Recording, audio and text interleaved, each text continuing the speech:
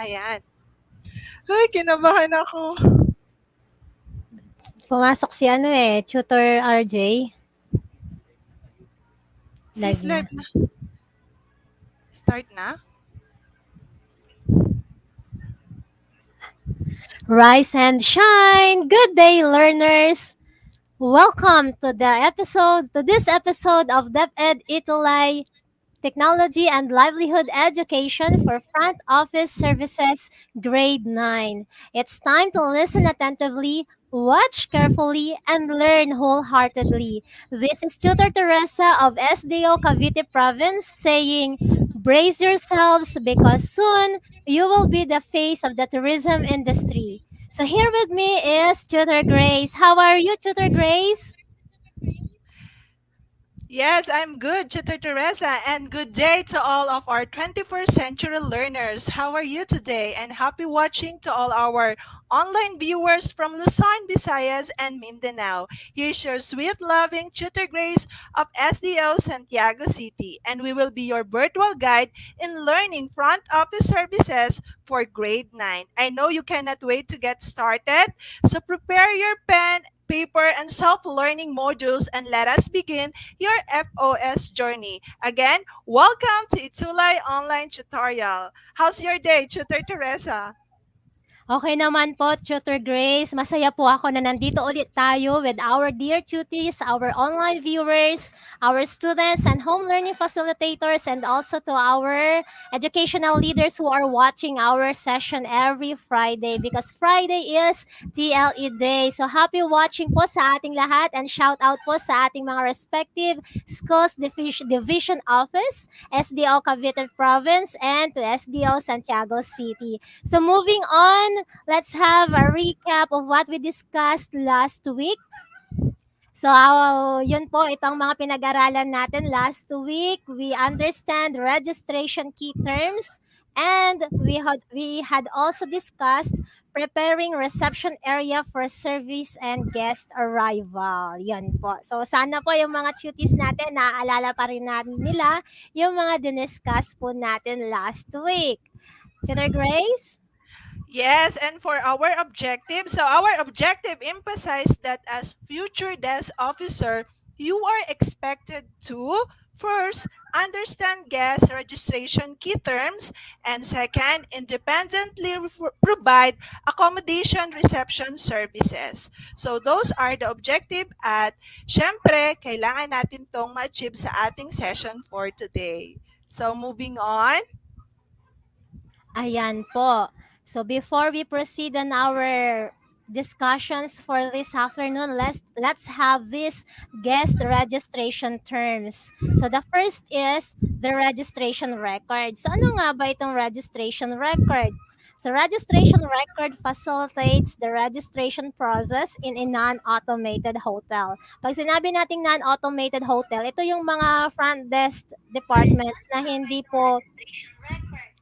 hindi po gumagamit ng mga computerized system. Pero even sa mga computerized system, gumagamit pa rin sila ng mga registration records na pinapa-fill upan sa mga guests and clients. So registration record is created by the front desk agent where he puts all necessary data of the guest. As shown dyan po sa image, and it holds some basic information such as, of course, the name of the guest, it's not his or her nationality, address, car registration number kung meron po silang mga private vehicles, the date of arrival, date of departure, even the mode of payment or method of payment, room rates, yan pa, room number, and of course, they affix their signature. So pag makakita po na tayo ng mga registration card or registration record, importante po ito sa pag-facilitate ng guest registration and check-in. Later on, we will know more about this check-in procedure. Pero dito muna tayo sa guest registration terms rather. So the second term is Tutor Grace. Yes, exactly. And you are correct, Tutor Teresa. So, other guest registration term is room assignment. And I would like to ask a question. How important is assigning room to the guest prior to his arrival? Or bakit nga po ba napaka-importante ang pag-assign ng room sa mga guests prior to their arrival? Do you have any idea for our online tuties? Si Sige, while waiting for our tuties, responses of our tuties, shout out po muna sa ating mga butihing school or educational leaders, the Public Schools District Supervisor of Noveleta District, Ma'am Carolina Magallanes, and also to Noveleta National High School, ang napaka mabuting principal nila, si Ma'am Norilyn Narciso, and the rest of Noveleta National High School from SDO Cavite Province. From Sir RJ Delia. Shout out po sa inyo dyan. Yes po, Okay and po. happy watching. Okay, so balik tayo, Tutor Teresa. Gaano ba ka-importante ang pag-a-assign natin ng room sa ating mga guests prior to their arrival? Do you have any idea, Tutor Teresa? Yes, Tutor Grace. So para sa akin, importante ito as a front desk staff para alam na natin kung saan natin i-assign si guest pagdating nila.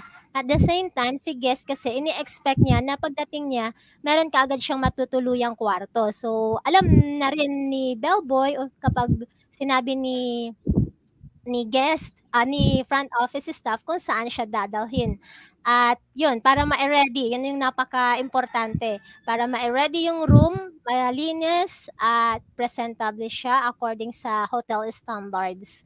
Yan po, Tutor Grace. So how about our duties at kay Yes. Tutor Grace? Yes, but at this moment also of the check-in, the front office staff also make sure or needs to make sure that the room is clean and inspected. Diba? So when we say room assignment, it involves identifying and allocating an available room in a specific room category to a guest. So I know clear na po to sa ating mga tuties, and now we will proceed to the check-in procedure. Ano po nga ba itong mga check-in procedures, Tutor Teresa? So before we proceed on that, tama po si Ma'am Mary May Fario Decreto, no? Good afternoon po, tutors. Baka ma-double book po. Kaloka naman. Tama po, ma'am, no? Para maiwasan po yung mga double booking. And ayan po, like what Tutor Grace mentioned earlier, pag alam na po natin itong dalawang importanteng term na ito sa front office, especially in the guest registration process, we are now ready to facilitate the check-in procedure or procedures rather. So there are several steps. And in the following slides, ituturo po namin o ibabahagi po namin itong mga procedures na ito. So if you have your learning module with you, nandyan naman po ang mga procedures na ito. And we encourage you to commit this to in your memory. Sauluhin po natin siya. No? Naalala ko nung ako po ay bago-bagong front desk staff. Minsan, may mga nakakaligtaan. So, kailangan isulat siya, kailangan Tama. makabisado siya, dahil mahirap kapag tayo po ay humaharap sa mga guest and then medyo sumasablay tayo, nakakaloka po yung mga ganon. So, number one procedure is, of course, you have to provide your personal greetings or your spiel. Halimbawa, katulad namin ni Tutor Grace earlier, nagpapakilala po kami. We say our name, we welcome you, we welcome the guest as the front desk staff. We have to greet them and yun po, iparamdam natin sa mga guests natin, sa mga clients natin na at home sila pagpasok po nila ng hotel po. So, ayun. Number two, we have to determine if the guest has reservations. This is the procedure we're in, or the step wherein we ask them after mentioning our name and asking how can we help them. Ayun po. Tatanungin po natin kung may reservation ba sila, and most likely itong mga guests na ito may mga reservations or confirmation reservation information na kailangan nating i-confirm na yan po yung i-discuss naman ni Tutor Grace. Tutor Grace? Yes, you're exactly correct, Tutor Teresa. And the other check-in procedures is confirm reservation information. Front office or front desk officer confirm reservation information. So this is also time where the front office is to provide general information or hotel information to the guests. So the other fourth is use selling tactics. So, if applicable, ito po yung mga selling tactics ng mga hotel na kailangan alam din ng isang front desk officer. Like for instance, magbibigay ako ng example, no?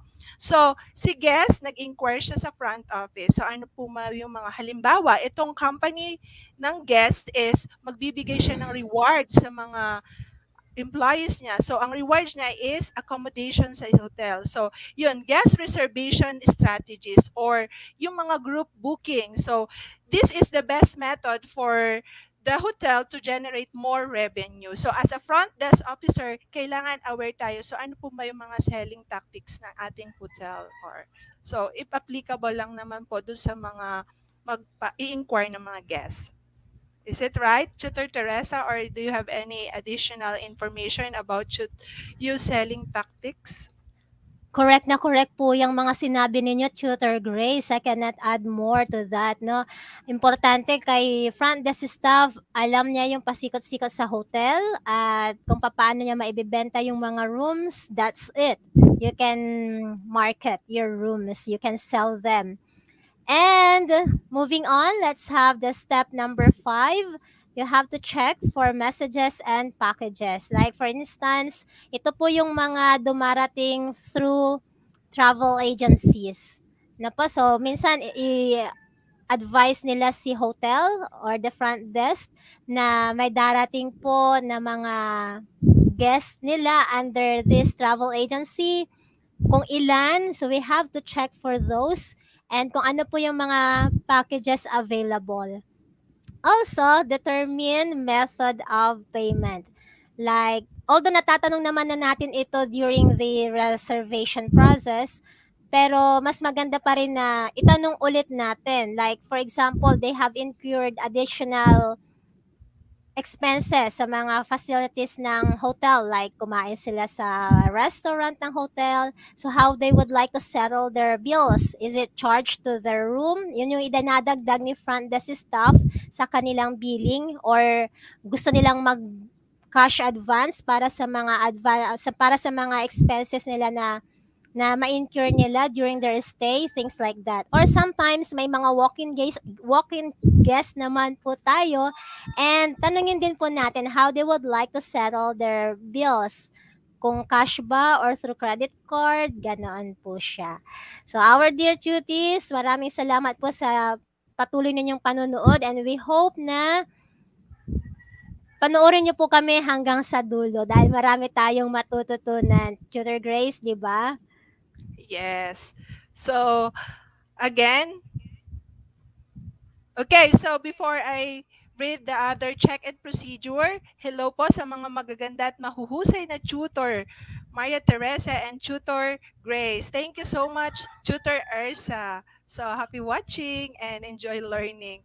Okay, so moving on. Number 7, provide general hotel information. Naku, napaka-importante nito bilang isang future front desk officer. So generally, hotel information sheet is kept in all guest rooms. And this is help to give an overview of all service and facilities provided by the hotel. Like for instance, may mga guests na nagtatanong saan ba dito yung drinking water or drinking water area, yung mga safety box, safety deposit box kung saan nilalagay yung mga valuable things ng isang guest. And also the fire and emergency exit, dapat nasa hotel information yun. Siyempre, kapag nagkaroon ng anything na yung mga halimbawa, nagkaroon ng sunog, o so alam ng guest kung saan sila i-exit or saan ba yung fire and emergency exit. And also, the fitness. Like for instance, syempre, as a front desk officer, kailangan mong i-explain sa ating mga guests kung saan ba dito yung mga fitness center and also the business center. Like for halimbawa, company naman tong mag-i-inquire. So, kailangan ipaliwanag natin or ibigay natin yung information ng hotel kung saan ba dito yung mga business area or business center sa hotel. So, those are the information na kailangan natin sabihin sa ating mga guests as a front desk officer. So number 8 is assess whether assistant is needed. So napakahalaga po nito bilang isang front desk officer na tanungin natin ang ating mga guests kung kinakailangan po ba nila ng assistance. Or halimbawa, sino po ba yung mga common na tumutulong sa mga guests? Siyempre, ang bellboy or ang bellman or porter. So ano po nga ba yon? So mamaya, madidiscuss natin yon sa ating lesson. But, Tutor Teresa, what are the other check-in procedures? Okay, so let's have number 9. At this time, you will ask to sign the guest registration card. Ayan po, abutan nyo na po siya ng ballpen.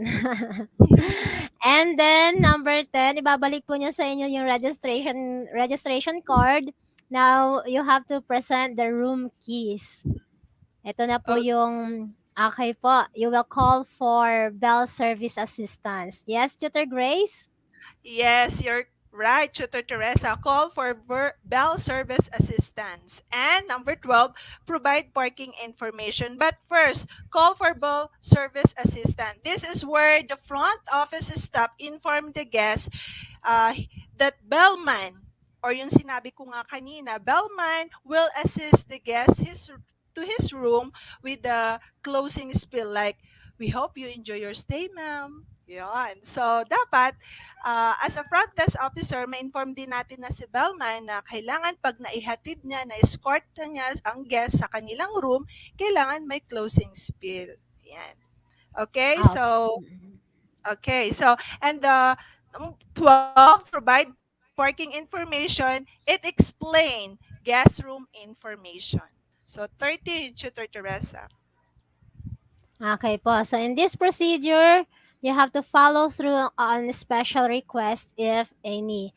So tatanungin po natin si guest if may mga special request po sila. Like for instance, gusto nilang magpa-wake up call o kaya naman may mga inaasahan pa silang kasama na darating at kapag dumating, we have to inform them like that. So tanungin natin kung may mga special request ba sila or like for example, gusto na magpadagdag ng mga extra bed or towel or kaya laundry services, ganun po. So, tanungin po natin, ano po yung extra mile na magagawa natin as a front desk staff for our guests po. And then, number 14, we have to follow up call to guest room. So, kanina na-mention po ni Tutor Gracie yung bellman who would assist the client to his room or the guest to his room. Pagdating ni guest sa kanyang room, pero ito ay depende po sa practice ng mga hotel ha. Kanya-kanya po or magkakaiba po kasi minsan ng mga practices sa mga hotel. But these procedures that we share to you in this session are the common ones. So dito sa number 14, may mga guest na or may mga procedure ang mga hotel. May mga hotel na may procedure kung saan ipa-follow up mo si guest kung nandun na ba siya sa room niya, kung komportable ba siya, kung meron ba siyang gustong idagdag o magpapalipat ba siya nung nakita niya yung room niya, ganun po. So, pwede po yun, natawagan po natin sila kasi naka-connect naman po yung mga telephone sa room nila sa front desk. And, ayun po, you will place a follow-up call to this in-house guest. May mga hotel naman na sometimes they disregard this lalo na kapag mga suki na mga datihan na ng mga clients ng hotel. So parang kabisado na po nila yung mga client, alam na rin po ng mga client kung ano yung gagawin. So ayun po, sometimes it's necessary, sometimes it's not. It depends on the practices po sa industry. Ayan po. Yes. So, eto po. Okay, so as I had mentioned earlier, Tutor Teresa, the other another person who would assist the front office staff in the check-in procedure is he is the bellman. Sino nga ba si bellman? Si bellboy is also called a bellman or bellhop or bell attendant or hotel porter. Ang dami-daming tawag sa kanya. Pero, syempre, iisa lang yan, si bellman. So, a bellman is a very important member in front office department of a hotel, my dear tutis. Always remember, bellboy is also called a bellman, sabi ko nga. So the prime duty of a bellboy is to work closely with the front office staff, always present and attentive to provide required assistance to guests with mainly luggage. Di ba nga po, pag pumasok tayo sa hotel, may makikita tayo na parang isang ano bang tawag doon sis, yung tinutulak nila. So nilalagay doon yung mga luggage ng mga guests, and then si bellman, siya na yung mag-escort sa mga guests para ihatid sila sa kanilang room. Okay. Mm. Okay, thank you for that, Tutor Grace. Now moving on, paano ba nag-a-assist si Bellman? So we have this also escorting a guest. So let's have the step-by-step guide in escorting a guest. Number one, front office introduces Bellman to the guest po. Napakasimple po. Hintay ni Bellman na tawagin po siya ni front desk para i-assist si guest. Ayan po. The next is, Yes, bellman handles and carries luggage according to safety standard. Siyempre, as a bellman, kailangan maging maingat tayo sa pag-handle ng mga bagahe or mga luggage ng ating mga guests. So, dapat kailangan maingat. Careful ka as a bellman para i-assist mo yung mga gamit ng iyong guest. O, diba, Tutor Teresa? And the other one mm is, may dagdag ko lamang po dito, Tutor Grace, no? As a bellman, we have to be careful naman po sa pagbitbit ng mga yeah, gamit ng mga guests, lalo na po yung mga medyo all this na kasi medyo sensitive sila sa mga dala-dala nilang bagahe, mga gamit. Laging sasabihin may babasagin yes, dyan, ganun po. So, yun po. Handle with care, yun po. yes, And handle with then, care. step 3, in escorting a guest, the bellman escorts and familiarizes guests on hotels, facilities, and services. So, tutulungan din ni bellman na ma-familiarize ni guest kung saan ba yung daan papunta sa kanyang room, kung saan po yung exit, things like that. And ano pa po yung mga ibang facilities na kailangan po sa tingin niya ni guest. Ayan po. And then, number 4, step number Okay, 4, Tutor the Grace. others, yes, escort, yes. So step number 4 for escorting a guest is bellman open doors or unloads luggage and check room condition and functionality. Siyempre, si bellman, siya yung mag-open ng pinto ng room or assigned room ng isang guest, and ibababa niya ang mga gamit ng maayos with careful, and then i-check niya yung condition, yung aircon ba gumagana or yung mga TV ba doon. So lahat 'yon i-check ni Bellman. 'Yon. So ang daming task ni Bellman, Tutor Teresa. Yes, and And number sometimes na 5, let me just share for our dear cuties na there will be times na kapag front desk staff ka, hindi lang nasa front desk yung gagampanan mo na responsibility. Sometimes kapag talagang napakadaming guest and na experience ko po ito, ikaw mismo yung magga-guide sa guest mo papunta sa kanyang room at mag-check din ng kanyang room para matignan talaga kung komportable or maayos, ganoon po. katulad Yan. na sinabi ni Tutor May, Tutor Teresa, sila yung Mm. maaasahan talaga dahil kabisado nila yung lahat na 'yon.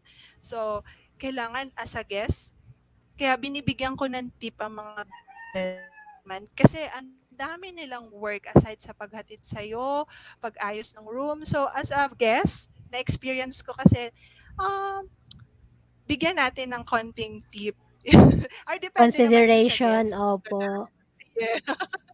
Sa Sige. ibang bansa So, 'no, sa ibang bansa ma-share ko lang po sa ating mga dear cuties, Sa ibang bansa, yung mga hotel porter nila mas malaki po yung kinikita, naho oo, Totoo totoo yan. yun. Oo. Next. Okay, next is ayan, step number 5, the bellman explains the room features and inquires about any guest needs. Although natanong na ito ni front desk staff kanina habang during the registration, pero iba pa rin yung magtatanong ulit si bellman baka kasi may naisip na pangangailangan si guest like for example, meron bang pinakamalapit na kainan aside from the restaurants in the hotel or puwedeng mapagbakasyonan bukod dun sa hotel o mapuntahan ng mga sceneries, 'di po ba? 'Yun po, maaasahan natin diyan si Bellman and, step number 6, Tutor Grace.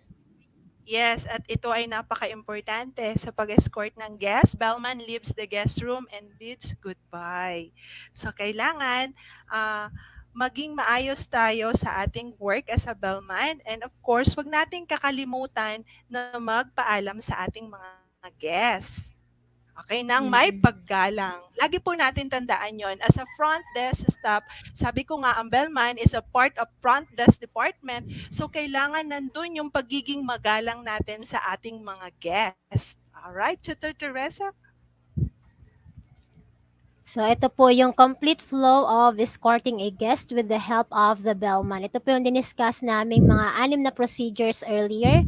So, to recap, front office introduce the bellman to the guest and then the bellman handles and carries the luggage according to safety standards. Next, Tutor Grace. Yes, Bellman explained.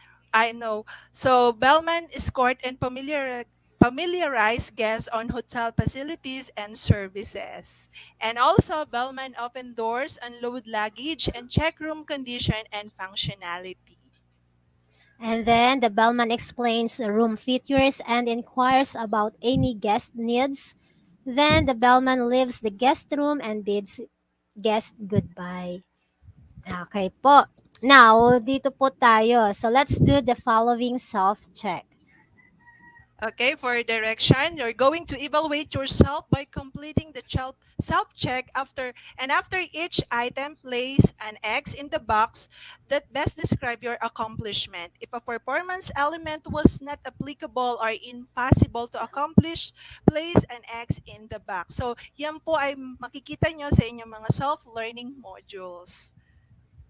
Opo. And don't worry mga dear cuties, no po, there will always be a room for improvement. Kaya wag po tayong ma-frustrate sa ating mga sarili. So, these are the level of performances. Not applicable ba yung performance level na iyon or yung mga task na iyon? Impossible to accomplish? Partially fulfilled? Kaya nyo po siyang gawin partially or kayang-kaya nyo po siya fully fulfilled po. Ayan, i-check nyo lang po yung mga sasabihin naming performances kung ano pong level po kayo. So, ready na ba, dear cuties? So, shout out Yes. muna tayo kay Mark Sarmiento, Marion Paul Valderrama, watching from Baliwag North Central School, District 2, Bulacan. Yan po. Hello po sa inyo lahat dyan. And also to Arlene Putis Castillon, God bless po. God bless you to ma'am. Also to Alma Limpangog. Thank you po, ma'am. Okay po. So moving on, number 1, ito po yung performance. Can you address all guest requests during in-stay according to property standards? So, not applicable po ba ito para sa inyo? Is it impossible to accomplish? Or you can fulfill it partially? Or you can fulfill it fully? Yun po, fully fulfilled. Yan, may kamay po dyan. So, kayo po yung mag-determine sa inyong mga sarili. So, ano po yung kaya ninyo o nasa ang level na po kayo sa performance na ito. Yes, you're correct, Tutor Teresa. And for number 2, dear Tutis, can you maintain information directory of guests? Ito ba ay not applicable, impossible, partially fulfilled, or fully fulfilled? sa palagay ko naman is kayang-kaya natin to. So ano po nga ba yung number 3 performance, Tutor Teresa? Respond promptly to inquiries to guests' satisfaction. Kaya ba nating mag-respond or sagutin ang lahat ng mga katanungan ng ating mga guests kung saan yung mga information or mga kasagutan na maibibigay natin ay maka-satisfied po ba sila? Is this not applicable or impossible? Is impossible to accomplish? Partially fulfilled or fully fulfilled? Napaka-importante nito, Tutor Grace, 'no, na kailangan masagot natin yung mga inquiries ng ating mga ng ating mga guest. Even pa nga po sa third quarter, I think, yung kung magkano yung palitan ng mga bills sa iba't ibang bansa, yung mga pera sa iba't ibang bansa. I had experienced that. Ma-share ko lang po, no? Yung pera niya ay hindi peso, kundi Oo. ibang denomination. And then tatanungin ka niya as a guest, as a front desk staff kung magkano yung palitan nun, at magkano yung ganitong mga bilihin dito sa Pilipinas, or things like that. So, sometimes medyo off siya o medyo akala natin hindi siya related na itinatanong niya, pero bilang front desk staff, dapat maalam tayo sa lahat ng bagay upang ang lahat ng itatanong sa atin, masasagot natin at mabigyan natin sila ng kaliwanagan and Tama. satisfaction. Yes. Ay, At ito. yes, at dahil natutunan natin yung mga check-in procedure, ikaw ba or can you follow the standard of guest check-in procedures? Not applicable ba? Impossible? Or partially fulfilled or fully fulfilled? So dahil dyan, meron kaming 2 thumbs up ni Tutor Teresa. Okay, so moving on, Tutor Teresa. Okay, so this one is a call for an actual demonstration wherein the direction is you may ask your teacher or your home learning facilitator, your parents or your guardian, or your siblings, elder siblings, to assess your performance in the following critical tasks and performance criteria. Ibibigay po namin itong mga task na ito, and then tanungin niyo po sila, yung mga kasama po ninyo, kung ano ba yung sa tingin nila ay level na nagagawa niyo po ito. Level ng nagagawa niyo po ang mga babanggitin po namin mga performances. So, level 4, kapag you can perform this skill without supervision and with initiative and adaptability to problem situations. Yung check-in procedure po, yung check-in procedures yung tinutukoy po natin dito. And kapag na-achieve mo to, kami ni Tutor Grace, kapag na-achieve po ninyo ang criteria na ito, kayo ay tinaguri ang smart, no, Tutor Grace? Yes, totoo Mm-mm. yan. And of course, for our performance level 3, since tayo po ay hindi face-to-face situation, tandaan duties, you can ask for your actual demonstration, you can ask your home learning facilitator or yung mga nakakatanda yung kapatid, mapaate man, kuya, nanay, or your guardian. So for your performance level number 3, can perform this skill satisfactorily without assistant or supervision. So the level achieved in this performance level has still um, rooms for improvement. But you got this, di ba? Sabi nga dito sa avatar ni Tutor Teresa, you got this or I got this. Okay? And for number 2, Performance level number 2, you can perform this skill satisfactorily but requires some assistance and supervision. So dito sa aking avatar, merong magnifying glass, no? Magnify is to enlarge. Kung sa mga yes, kakayahan natin, there's still a room practice. for improvement. So the level achieved for this is ito po, itong avatar na ito. We can still magnify or enlarge, or ano bang tawag doon sa Tagalog na yung we can still polish our skills, our And performances in this totoo yan. particular topic. Apo. Sa But pamamagitan ng practice. Tama, Tutor Teresa? exactly, Tutor Grace. So Practice. our duties should not worry. You still have a lot of time to practice. It's just the second week of the second quarter. And take note, magkakasama-kasama po tayo, magkakasama-sama po tayo hanggang fourth quarter. 'Di ba, Tutor Grace? Yes, Tutor Teresa. And for last performance level can perform parts of this skill satisfactorily but requires considerable assistance and or supervision. So dito sa level achievement, how it's going on. So chine-check namin. So kailangan as a tutis, kailangan natin sipagan pa para ma-achieve natin yung performance level na kailangan as a front desk staff sa balang araw. Okay, so moving on, Tutor Teresa. Opo, sa mga nasa level na ito, Tutor Grace, maidagdag ko lamang po, no? It's a call to rise and shine, yung pagbati Yes, namin kanina, and nothing comes perfect in an instant. So, it takes a lot of practice to master a skill.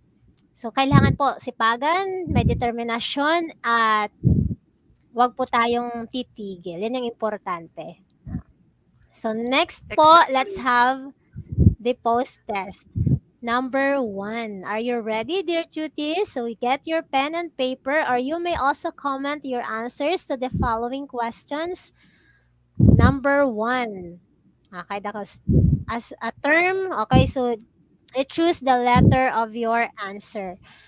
Number 1, a term used to refer a procedure utilized by a hotel upon the arrival of a guest to confirm his or her stay at the hotel. Ano pong term ang tawag natin dito?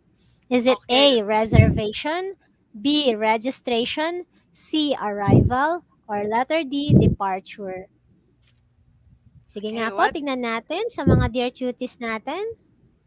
Yes. So what do you think is the answer to this? And the correct answer is cling, registration. Okay, so number 2 post test for our post test. During the registration, what should you do first as the guests arrive? A, determine if guest has reservation. B, provide personal greetings. C, confirms reservation information. Or D, use upselling tactics. So what do you think is the answer? Sabi ni Ma'am Erza, letter B. And the The correct correct answer is answer is you're correct. Provide personal greetings. Congratulations to you, Mom Urza. And for the third, yes, Tutor Teresa. So the third question is, why do you have to follow through on a special request of the guest, if any? Letter A, this is to ensure total satisfaction of the guest during his stay. Letter B, to encourage him to stay for a while. Letter C, to show him your courtesy. Or letter D, to show that customers are always right. And the correct answer is, come on, dear cuties. You may comment your answer to this question. Okay, the correct answer is letter A, to ensure total satisfaction of the guest during his stay. Next, Tutor Grace. Okay, so next number is when does front office staff confirms reservation information and provide general hotel information? Okay, A, reservation, B, registration, C, arrival, D, departure. So what is the correct answer? The You correct can yes, the correct answer is you can comment your answer down below. Registration. Okay, so for the last number, Tutor Teresa. Okay, number 5. A guest information directory should include the following except A, information of name and location, B, telephone number and hours of operation of an establishment, or letter C, directions of the property, type of establishment, and dress code. And letter D, all of the above statements are correct. What do you think is the correct answer, dear tuties? Thank you po kay Ma'am Erza Ulep na nanonood po siya Very at active na, tutor, yes. And of mm-mm. course, subaybayan din po natin ang kanilang session mamaya para sa hair dressing. And the correct answer, Tutor Teresa, is letter. Yes, all of the above statements are correct. So, I hope, Chutis, uh, you in this session, we hope that you were able to execute the skills for a front desk officer in the check-in procedures. So, do you have any questions? So, next, you can comment if you have any questions. Yes, Tutor Grace. And don't forget to click the notification bell for DepEd EdTech Unit and watch the ETUlay sessions, especially front office services for grade 9. And share this also to your classmates or to anyone whom you know na nag-aspire to be a part of the tourism industry. You can also watch the replay of our ETUlay sessions in DepEd Facebook page of DepEd EdTech Unit.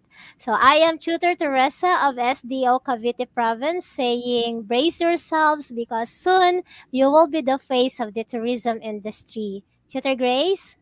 And I'm Tutor Grace. So, lagi po nating tatandaan na tayo ay magiging isang front desk officer someday. Bye-bye! Salamat! Thank you so much.